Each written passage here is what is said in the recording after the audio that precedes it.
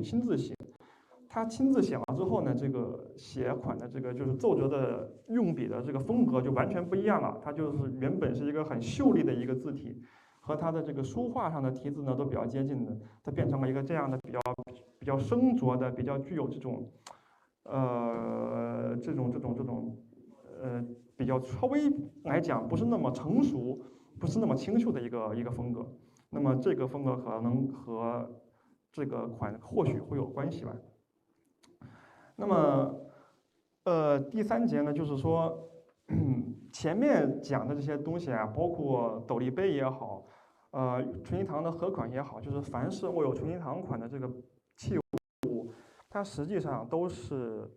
为昂廷吉自己的文艺需要烧办的，就是他有饮茶，有喝酒，他可能还要做一些个人的陈设，这是他的生活用器。但是呢，文献中的昂窑瓷主要是模仿成宣的，而且呢，它作为一种仿古的商品在市场上流通。那这一些东西呢，它是不会握纯银堂款的，所以这样类的东西的指认目前还存在一些困难。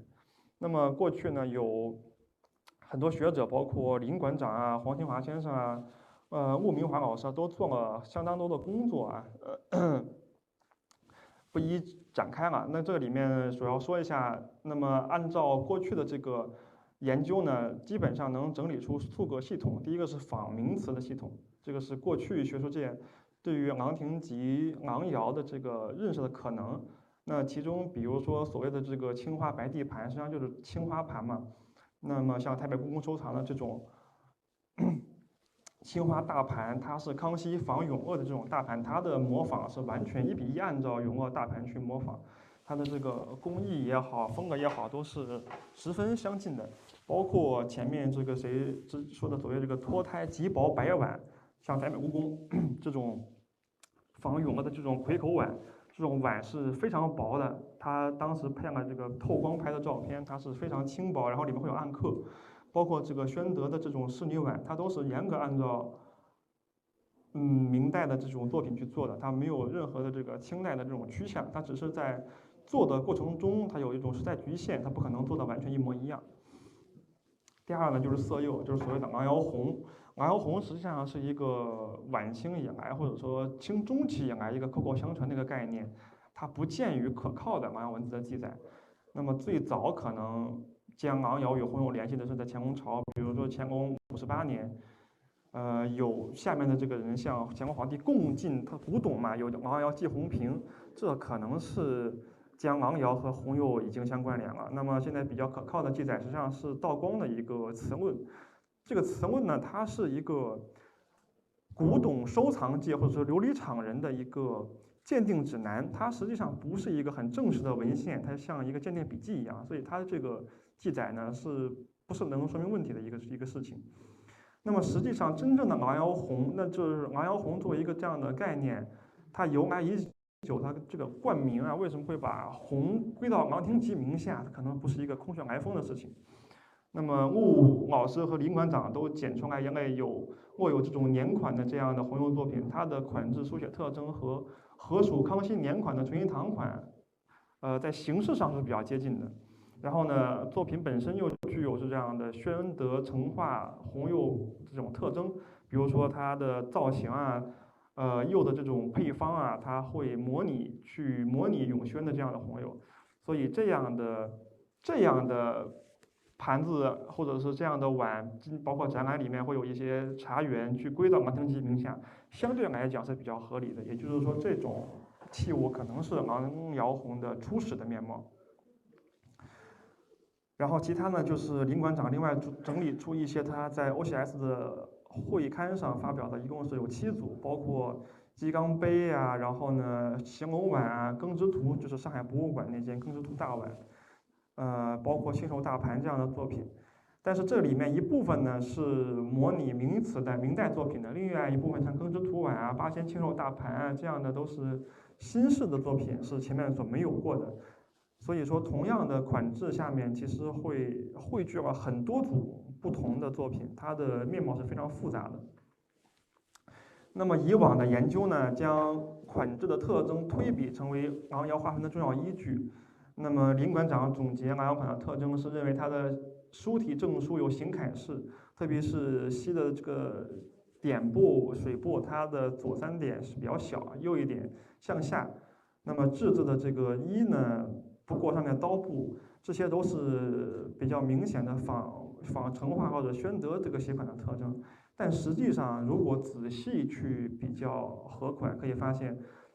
真正的带有纯一堂的和款的康熙年款，和前面这种盘子的这样的写款，它还是很不一致的。整体来说呢，和款的书风它比较直硬，它一般是侧锋用笔，它的这个往外撇的这个笔捺的捺笔非常长，笔锋呢刻意外欧，它的风格比较曲劲啊，所以我暂时称之为曲劲款。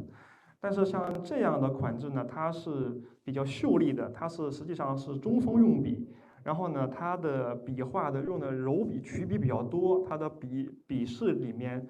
捺笔或长或短，然后呢，笔锋是比较内敛的，它和前面那种很张扬的书风不太一致，它的风格比较秀润。特别是两种款的这个制字的这个区别特别明显，比如说左边的这种就是所谓的昂瑶式款，右边这种呢就是所谓的这个中间的这个就是真正的和款，真正的昂瑶款，在右边的呢就是另外一种形式上比较相近的款。可以发现这3种款的书写的书体风格实际上是不太一样的。那么实际上呢，以这种康熙款为基准，还可以发现另外一些成化款、宣德款都具有同样的书写风格，它们都是用了很柔的曲笔，去着意的模拟永宣或者成化这样的书款的这种形式，应该和这样的康熙款式的同类，比如说像这样的作品，上海博物馆的这一件是公认的所谓的这个昂瑶式的这样的这个款制。它的这个大字、轻字、康字，它的笔都是很飘逸的，用笔里面比较具有柔性的特点。那么同样的作品，左边是青花釉里红的盘子，右边是矾红地青花龙的这样的盘子，它们是一个格式，只不过呢工艺和落款不一样。我认为这样的作品实际上应该是同属于，至少应该是同样的作坊或者是同样的设计。它们的写款的特征，包括设计特征都是一样的，它们应该视作同类的作品。那也就是说，从康熙款中还可以推出有这样的成化款，包括有这样的宣德款，甚至所谓的这样的嘉靖款，其实都是同样的用笔特点。那么这样的一批作品呢，实际上因为我在文章中是放了一个很大的表格，这个表格大概有150多件，一共是3份。那么这个表格就没有办法展开，所以现在理解上可能会有些困难。就是可以发现这样的写款的下面的下辖的品种的种类是非常多的，它甚至可以包括一些粉彩作品。那么粉彩作品实际上目前认为来说，最早可能是在景德镇开始使用粉彩，因为景德镇使用粉彩的这个原因是和珐琅彩相关，然后珐琅彩呢，实际上它是一种作为西洋的欧洲的材料进入到国内，它的时间是比较晚的。一般来讲呢，认为景德镇使用粉彩的时间最早应该在17年前后，就是康熙57年左右。这个时间呢是根据一些外销词，因为它比较具有明确的时间来确定的。在最开始的时候，它在五彩中夹杂一点点粉彩材料，还非常不成熟。那么它最早的目前的纪年就是1717年。那么像这样非常成熟的这样的粉彩，它的这样的出现时间应该会更晚。但是可以发现，像这种粉彩作品，它的这种写款和前面的昂瑶写款是非常相近的，特别是这个制字，它的这个一的这个地方，它是一种比较扁窄的封闭式的结构。那也就是说，实际上这样的一种写款呢，它实际上的持续时间可能很长。它可能会凡是握有这样款式的作品，不一定都和昂廷体系相关，甚至于说，如果把这个款展开的话，它可以把这个特征可以推广到雍正作品，比如说像故宫博物院藏的这件雍正小瓶，它的这个写款的方法和康熙款的写款的方法是完全是一样的，可以看到这个2号和3号的这样的轻字、至字和雍正的这个基本上是一致的，包括大字的写法，它的大字呢是用2个像钩一样的这个写法来组合起来的，上面写了一个横。那也就是说，写这样款的这种作品，包括像这样一件粉彩作品，它是非常成熟的，它的这个胭脂红的花头是要在玻璃白上面才能填出来的。这种技法一般来讲是要到雍正初年的，但是他用的这个胚胎却是，大家可以看到这个成画款确实和这样的胚胎是完全一致的，写款啊、造型啊都是一样的。那也就是说，实际上这样的作品，第一，它们具有一个比较共通的共性，它们的胚胎用款是一样的，但是呢，它们的时间不一定可以早到芒尧时期。他们可以很晚，甚至可以过渡到雍正时期。那么也就是说，这一类作品到底和芒尧是否有关系，其实还是一个需要考量的问题。那么通过这样的写款呢，还可以把另外一类作品，也就是说，由林馆长开始，林业强先生到黄金华先生，把另外一类祝寿词，就是我们通常所谓的康熙六旬祝寿词，归入到芒尧范畴。这一直以来是一个学界的一个疑难。比如说这样类作品，它的性质，它的这个生产时间，那么六旬呢，它是一个晚清以来的一个说法，就是这一批作品它是为六旬生产的，实际上是没有一个比较明确的档案或者文献来支持，比较可靠的。它是一个晚清以来坊寺间，特别是古董商人之间流传的一个说法。但是这批作品呢，又确确实实是为宫廷所烧办的。为什么？因为它第一，它是部分是有万寿无疆这样的最高等级的这样的给予。第二呢，他们像这样的作品是成批量的、成制式的收藏在故宫之中，都是清宫旧藏。像这样的作品呢，就是在清宫档案中是有记载的，它是收住在御膳房里面的。这个上面是用金彩盖儿上面用金彩画着这个五岳真行图，所以在清宫档案中呢被称之为这个叫寿童五岳嘛。那么这样的作品，它是包括展览中有一件大盘，外面写着红百寿的，然后里面画麻姑的这样的大盘，在南大库的考古中也有发现，就是在故宫内是有出土的。所以这一类作品是可以确认确实是为宫廷烧造的，它的性质是官窑，这个没有问题。但是他们是由谁烧的呢？那过去呢，以往的研究呢，将这个，因为也是可以看到第3段，将这批祝寿词归到芒尧名下，他们是通过款制把这一批作品连到一起的。也就是说，像这样的写款，左边的呢，它的这个大家可以看到，这一批祝寿词的写款，总的来讲，它的字体比较瘦长，比较瘦窄。然后呢，像左边这样呢，它是比较接近宋体款，用笔比较细锐。然后呢，它的每个字啊比较长方。右边这样呢，也是字比较长，但是呢，它更接近行楷的这种楷体。像这样的写款，如果严格去和纯熙堂合款去比对，其实都是不太一致的。那么经过统计之后呢，可以发现祝寿词的这个器的这种样式比较有限，而且主要呈现出以下几个特征。第一个特征呢，就是说，同样的造型具有主题相近，但是内容略为不同的装饰。比如说，是有万寿无疆的折颜盘，以麻姑献寿为主题，下面可能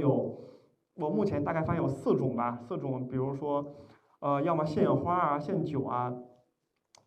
不同的这样的情况。但是呢，每一类的这个图示都有一定数量，他们是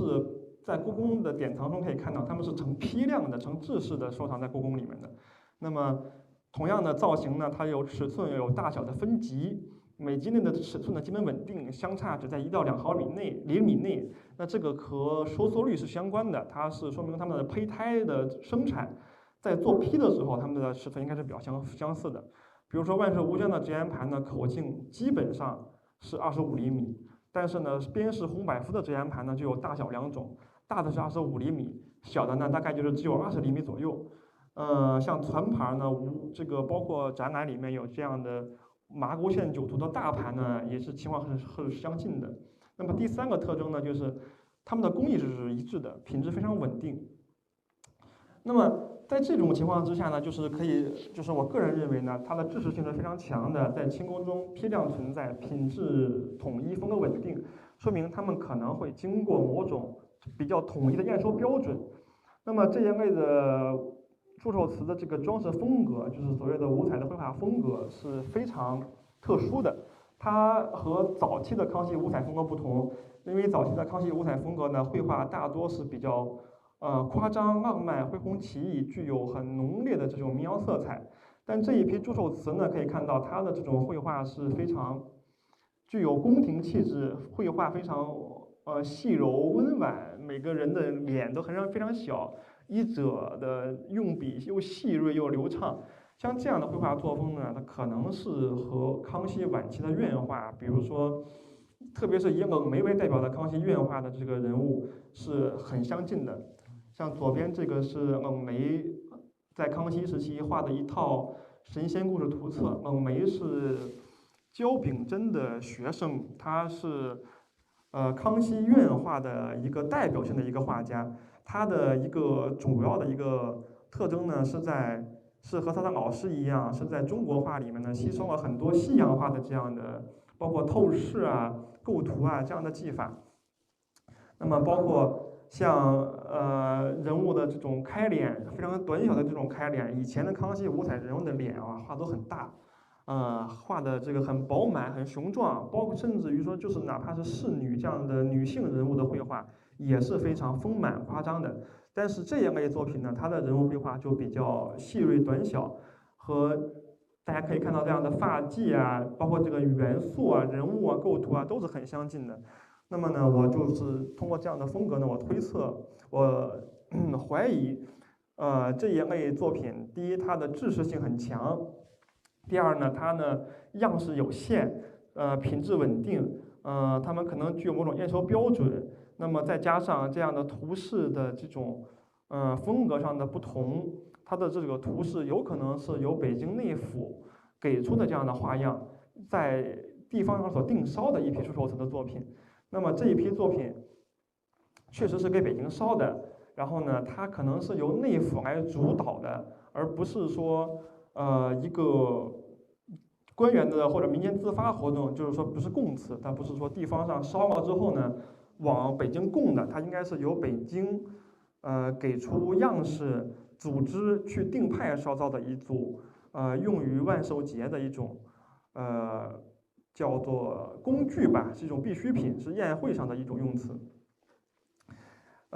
但是呢，从现在的研究可以发现呢，康熙朝真正的大规模的这种官方定烧可能只有2次，一次是在康熙10年烧造为北京烧造祭器，这个是可能是御窑活动比较明确的，由北京派往官员的这样的事情。第二个呢，就是前面很多老师讲过的掌窑问题，从19年开始到27年结束。这一次是重新启动了御窑厂的烧造，并且呢，北京的工部代表朝廷，内务府代表皇家，景德镇地方上派出官员代表地方，由3者合力烧造，这样的御瓷的这样的模式是沿袭了明代的制式，就是说制度。那这样的制度呢，成为了康熙朝最为经典的，或者说最为核心的御窑烧造制度。那这样的制度实际上在康熙朝只有19年到27年这一次。从康熙到雍正的文书，包括内务府的造办折例，都是拿这一次作为案例，或者说作为这个前例来说明今后烧造应该怎么办的这样的一个事件。那么没有任何一个文献，或者是说文书也好、记载也好、档案也好，指出康熙晚期有这样规格的由北京就是由朝廷、皇家、地方3者协力这样的做法是没有的。那么也就是说，康熙晚期的官窑烧造，无论是地方上的供词，还是说北京派到景德镇的单子，他们的具体的烧造都需要委托于民窑。就是说，在康熙晚期的时候呢，它的模式是很灵活的，而且可能是一种基于商品经济的一种市场性的活动。它只东西可能要给到北京里去，或者是由北京可能要给出一些定件的词样，这个是他们之间在本质上的区别。那么康熙朝的万寿节呢是有一些节目的，那么通过对康熙朝万寿节的这个节目情况去回顾，那么可以发现呢，康熙朝呢，它的这个万寿节的贡礼是有程式化的，是有这样的这个有迹可循的。那么呢，比如说以康熙六旬，也就是康熙52年的这个万寿节为例啊，那么大典之前呢，皇帝皇太后赐宴，有中士亲贵呢和各省官员都要献上礼品。那么主要是图书，就是在过去呢，这个图书的地位是很高的，所谓的这个宋课本啊、明课本一些真本图书是很重要的。另外呢，就是书画、珍玩、古董、土物就是地方特产。那么，但是除了这个中式以外进献的东西呢，皇帝只收了这个诗册啊、图物啊这样的作品。就是说，康熙皇帝呢叫以示节俭嘛，他实际上拿没拿呢也不好说，但是呢，他就是以示节俭，他在名义上只收取了这种地方上的，他没有收什么珍玩啊、古董啊这些东西都是确实福寿的。就算是订立的这种地方特产，那么查看康熙中晚期奏折历年贡献中，也以这个农耕渔猎的这食品为主啊，比如说有这个肉类啊、鱼类啊，包括一些果品，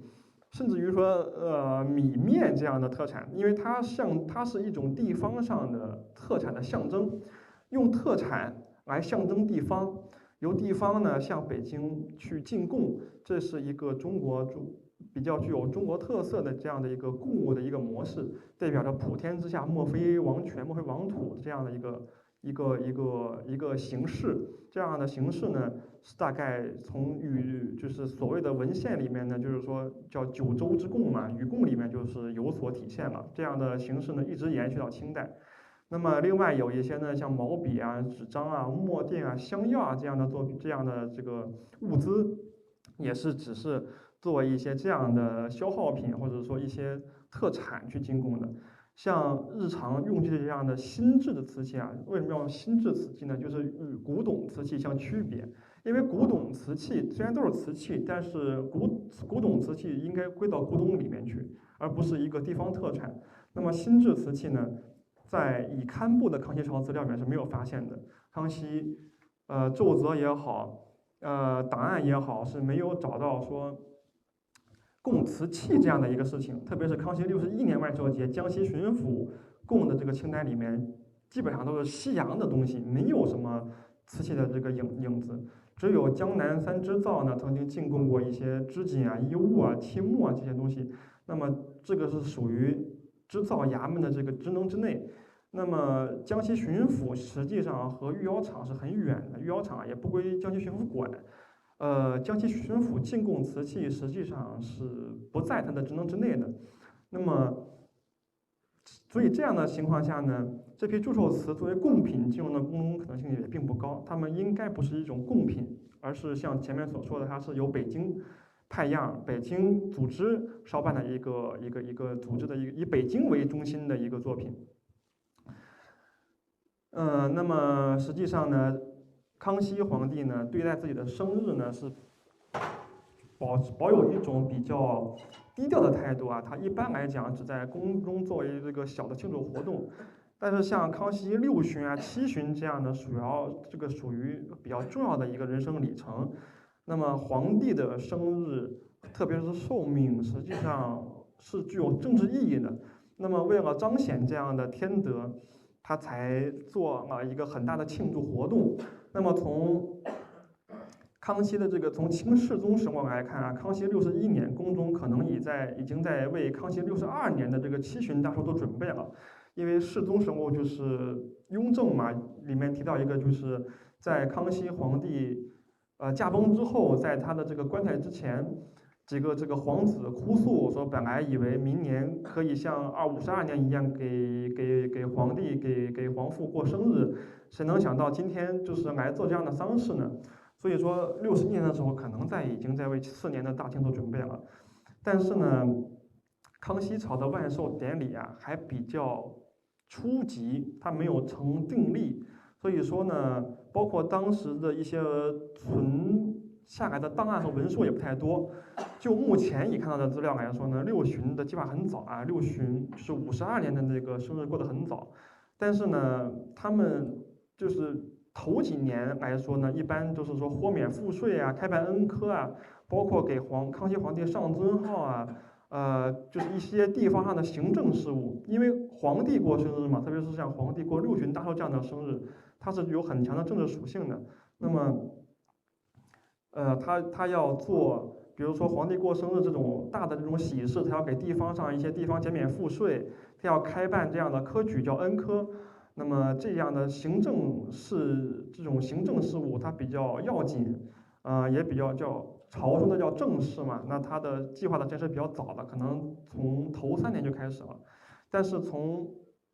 这个盛典初级啊，包括奏折来看呢，就是庆典本身，就是过生日这个宴会本身的这个筹备和举行，可能在51年末才开始，甚至到了第2年真正开始办这个庆典的时候呢，还出现了一些计划之外的情况，比如说清代的第一次千叟宴不是一个计划内的一个安排，而是到了举办活动的过程中，发现来了很多这个老人呢，康熙皇帝就说，那大家在一块儿吃个饭吧，就是开始了一个这个千叟宴，它不是一个具有准备的一个活动。所以在这样的情况之下，我们假设康熙六旬万寿节曾经办理过瓷器，它的烧造呢也不会很早。尽管呢用后朝的定例去推测康熙朝的事项可能不太准确，但是瓷器生产作为一个物质性，作为一个这个客观的行为，它的这个耗时和季节是可以提供给参考的。一般来说呢，秋冬以后御窑厂的活动会减少，但是小部分的或者是小数量的生产还是可以完整的进行的。比如说以乾隆26年举例啊，那么疏善呢在7月份、9月份、11月和12月分别建了4供。那么也就是说，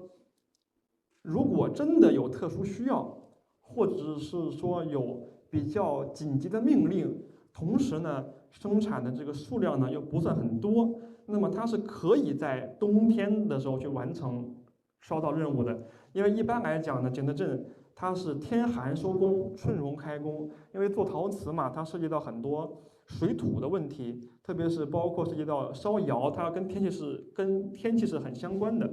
在没有特殊情况下呢，一般就是天冷了，到10月份，开始有结冰了，它就开始收工，要到3月春荣才开工。但是，一旦有比如说像烧造万寿瓷这样的任务呢，它是可以在冬天完成任务的。比如说这个是可以由乾隆朝的这个案例来证明的。那么刚刚也说到了，清代御窑制度，康熙以前呢，就是包括康熙朝在内，是以内务府、工部督造、地方道府一级的地方官协理。在雍正以后呢，将御窑厂完全收归内务府系统，就是它是一个皇帝的私人的产业。但是郎廷吉呢，他是江西巡抚，就是一个类似省长一样的这个级别，地位是很高的。那么他既非公部人员，也就是说他不能代表朝廷；二非内务府，他不能代表皇家；三非绕州府的地方官，他是整个江西省的省官，他不是一个绕州府的地方官。那么这样的情况来说，清代没有这么高规格的外朝正官，外朝就是说正经的朝廷，不是说不会就是管理天下的，而不只是管理。内务府是管理皇家嘛，它是为一家嘛，那么外朝正官呢就是为天下嘛，没有这样的高规格的这个外朝正官去差任督陶。因为督陶呢不是一个官名，虽然我们现在一般来讲会把督陶称之为督陶官，但是督陶呢实际上是一个钦差的差使，它只是一项皇帝的钦差，所以特别是到后期雍正后改为内务府系统之后，它是一个部门的一个长官。他不会用这么高规格的这样的外朝正官去做，御窑厂的督陶。退一步来说，我们假设郎廷吉可以为康熙皇帝督办陶器，但是呢，他在51年2月署理两江印务已经调驻江宁了，他已经去南京了。那么当年10月份就升任了漕运总督。如果这一批瓷器是为康熙六旬烧办的，那么这个时候呢，昂廷吉已经离开江西了。那么无论是他的职能的系统、身份还是时间来讲，说昂廷吉和这批祝寿词有关，还是比较缺乏证据的。而且呢，也没有任何文献可以支持这个说法。换句话说，把祝寿词归给昂廷吉，只是由款制排比去做出的一个结论。但是呢，通过前面的研究可以发现，款制排比是有很大的局限性的。第一，以康熙、昂廷吉合款这个年款为基准的话，它和现在所谓的昂窑款的习俗写风格是不同的。其次呢，现在说的这一批昂窑款，就是我会称之为修润款嘛，它的时间非常久，它可以一直延续到雍正早期。那么这样来说呢，祝寿词的烧造的时间都成为问题的情况下，它和昂廷吉的相关还只是一个推测，只是一个假想，没有什么直接的证据可以这样证明。那么这批实际上呢，这批六旬万寿词的烧造是一种说法，它是由大概是光绪开始吧，开始流传下来说，认为这一批作品是为六旬万寿烧造的，没有康熙朝的可靠的文献来佐证。然后呢，从作品本身的面貌出发呢，也比较难判断也比较难以判断它的烧造时间。但是呢，还是有一些作品可以提供出分类的线索。比如说，东京永清文库呢有一件五彩大盆，它的这种绘画呢和包括我们现在展览中后面有2件康熙大碗的这个绘画是完全一样的。那么北京故宫博物院呢，则收藏有五彩锦地太平有象的长方盆，跟东京的批胎是相仿的。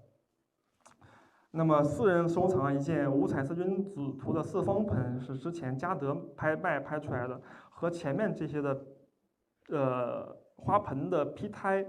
才华工艺和装饰风格都是相仿的，所以这几个盆呢，应该是同一时间去烧造的。那么左边这个是东京永清文库的一个